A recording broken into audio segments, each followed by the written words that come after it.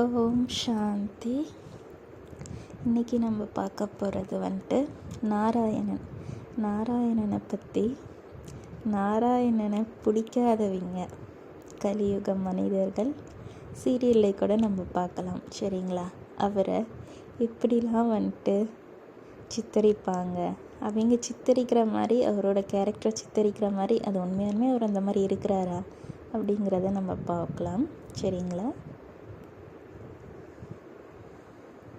ஓம் சாந்தி. அதாவது நாராயணன் தந்திரவாதி, சாதுரியம் மிக்கவன், நயவஞ்சகன், அந்த மாதிரி மகாபாரதத்துலேயும் சொல்லியிருப்பாங்க. இப்போ வர சீரியலில் கூட அந்த மாதிரி சொல்லியிருப்பாங்க. அதுக்கான விளக்கமும் கூட சொல்லுவாங்க. ஆனால் அது அவங்க புத்தி கெட்டுற மாதிரி தான் நம்ம புரிஞ்சிக்க முடியும். சரிங்களா? ஆனால் இப்படிலாம் சொல்கிறதுக்கு என்ன, அவர் நயவஞ்சகனோ சாதுரியவானோ அவரு கிடையாது. அவர்கிட்ட அந்த இயல்பான இருக்க சத்தியத்தன்மையை மனிதர்கள் அவங்க சத்தியத்தை மறந்து அதை மாற்றி சொல்லும் போதோ பேசும் போதோ நடக்கும் போதோ அதை அந்த சத்தியத்துக்கு தகுந்த மாதிரி அவங்கள யூஸ் பண்ணிக்கிறது. அதாவது சத்தியத்தை உரைத்து அங்கே சத்தியத்தை நிலைநாட்டும் போது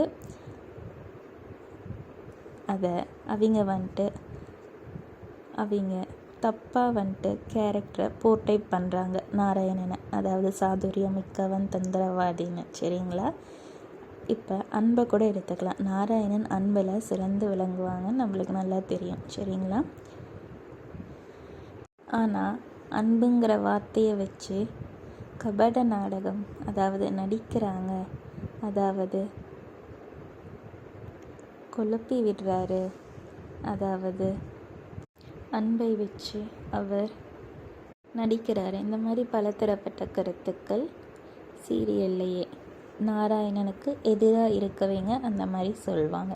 அதாவது அவங்க புத்தி கேட்டுனது அவ்வளோதான். ஏன்னா அவங்களால அந்த அன்போட ஆழத்தையும் உணர முடியாது. அன்புனா என்னன்னு கூட தெரியாது. சரிங்களா? அன்புனா பறிக்கிறதுன்னா அவங்க புத்தியில் இருக்கும். அதுக்கு மேலே அப்படி இருக்க எங்கள் புத்தியில் அது பறிக்கிறதுக்கு தகுந்த மாதிரி தான் பேசுவாங்க. ஆனால் நாராயணன் என்ன சொல்லியிருக்காரு அன்பை பற்றி? அன்பு எப்பயுமே அனுபவிக்கக்கூடியது, அது பறித்தல் கிடையாது. அன்புங்கிறது எப்பயுமே தானாக, அது சுயரூபத்தில் அது தானாக விளங்கி இருக்கும்.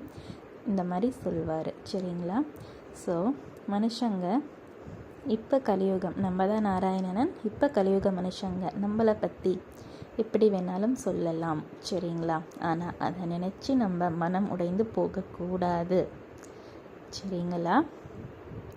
ஏன்னா நம்ம தான் சத்தியநாராயணன் ஆக போகிறோம். நம்மளோட குணங்கள் அதுக்கு தகுந்த மாதிரி கண்டிப்பாக கலியுக மனுஷங்க முன்னாடி அது வெளிப்படும். அப்போ அவங்க புத்திக்கு தகுந்த மாதிரி அவங்களுக்கு சத்தியம் பிடிக்கலனா, இல்லை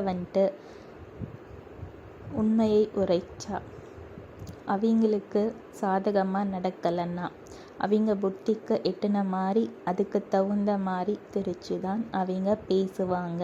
ஆனால் நம்ம அவங்க சொல்கிறத கேட்டு அந்த புத்தியில் நம்ம மயங்கக்கூடாது.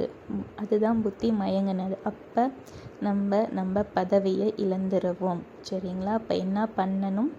நம்ம அந்த ஆனந்தத்தில், சத்தியநாராயணனின் அந்த ஆனந்தத்தில் நிலைத்து இருக்க நம்ம என்ன பண்ணணும்? நம்ம ஆத்ம நிலையில் இருந்து நான் உண்மையாலுமே அந்த ஸ்திதியில் அவங்க சொல்கிற மாதிரி பேசினேன்னா, இல்லை நான் எந்த சுய உணர்வு இங்கே ரொம்ப முக்கியம். அதாவது சுய உணர்வுனா உள்ளுணர்வுனா இன்டென்ஷன்னு சொல்லுவாங்க இங்கிலீஷில். இன்டென்ஷன்னா என்ன நோக்கம். சரிங்களா? என்ன உள்நோக்கத்தோடு நம்ம பேசுகிறோம், அது ரொம்ப முக்கியம். ஸோ இந்த மாதிரிலாம் இதுதான் சக்கர வியூகம். அதாவது இது மகாபாரத போர். சரிங்களா? நம்ம இந்த மகாபாரத போரில் தான் இருக்கோம். உண்மையான சக்கர வியூகமே இதுதான். உண்மையான சண்டை, மகாபாரத போர், கொலை கொள்ளை எதுவுமே நடக்கலை. இந்த மாதிரி